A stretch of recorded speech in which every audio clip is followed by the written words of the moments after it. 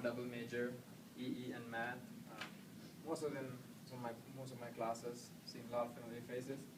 I originally wanted to do a Bluetooth device that will indicate when I'm speeding on my motorcycle, and it seems like a lot of work and a lot of hours, and our dear teacher said, find something easy.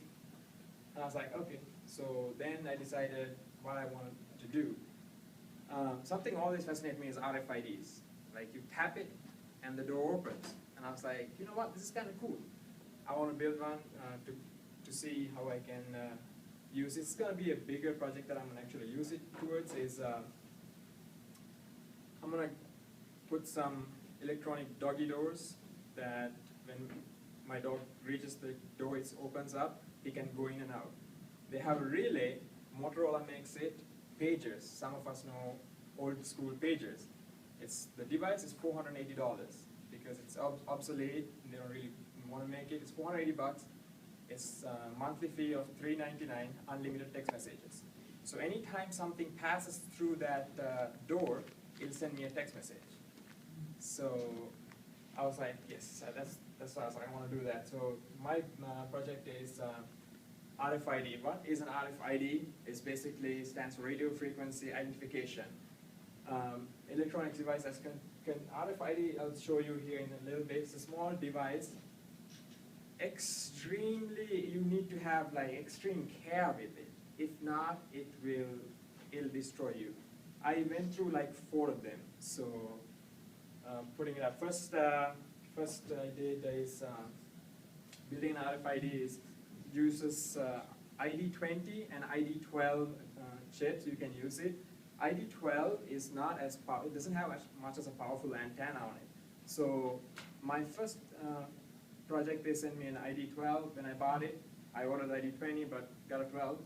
Got started working on it, and power sensitive. 5 volts, that's it. And I decided, okay, now it's working. So I plugged my 9-volt battery in to test it. Yeah, smoke happens. So I, and on your second board? no, this is like the 4th one. So I hate programming. I hate programming. It's like programmers, I'm going to give you a hand of applause. I can put things together, and yeah. So things you need is an Arduino board, a breadboard, ID20. If you guys ever decide to build one, ID20. 11 long pin heads, LED, 220 resistor, jumper wires, dual inline relay, and 125 RFID tag. That's a picture of the RFID, ID20. It has an antenna built into it, and you have to put this behind it and solder it. Interesting story. If you ever buy stuff, don't buy from SparkFun. The pain in to work with. First one, a few of them I burned. Next one I got it, and I'll pass it around through the class. The 5-volt pin is not working, so it doesn't get enough voltages into it. It's just dead.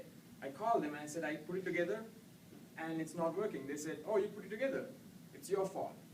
We're not going to replace it. So I ordered through Amazon. So another one, but it came up, so I decided to jump this guy. So finally it started working. So this is the basic circuit. I wish I could use Python to run this thing. It would be a whole lot easier for me. And that's putting together. Here is, you can see this odd guy sitting there. I'll pass my idea around. And that's where I had to jump it. So I wish I can, I'll show you in the other screen here. This is a video showing that it's working. Actually, let's test it. Let's see if I can get into the main screen. All right, so the RFID runs all day long. You just keep on looking for it. There is a little red. I can change it to green or red. So keep on looking on it. It'll scan. Valid ID found. So you're not fired, so you can get into the building. So the way they do it is pretty simple, actually.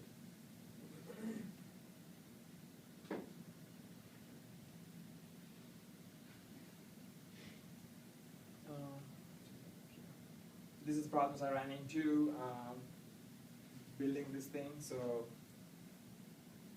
all right, programming RFID. This is basically, you start with 4 variables. You select your pins, which pins you want to go through, and several character arrays. This is the RFID, this card's ID number. And you can add multiple. So you can add a secondary one, third one. The minute the company decides you fire, you take this off. You can't get into the building. So, and this is setting up the main loop. And still going through. And this is where the action happens. So when you scan it, you can put whatever you guys saw it saying valid ID found.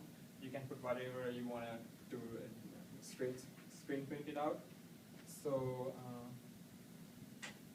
bunch of more codings. Putting the circuit together and burning it out and rebuilding it, it was so much fun than pulling my hair out for the programming part. So, and this is the reason I told you guys why I'm doing this is basically because of my doggy doors that I'm gonna put in. How much time? Probably about 30 hours of programming. Putting this thing together, it was like half an hour or something. So, and that was pretty much it, my presentation. So let me show you one more time just to scan it. Excellent. Any questions? Questions? Why does distance matter? So, for example, the closer you get to it, it will identify it. But if you stand at a very far distance, It's not scanning because you don't want the door opening if the employee is sitting over there, you know. So what will indicate that at that specific distance it will? it has an antenna radius of, I believe, the distance of about 6 inches. See, it has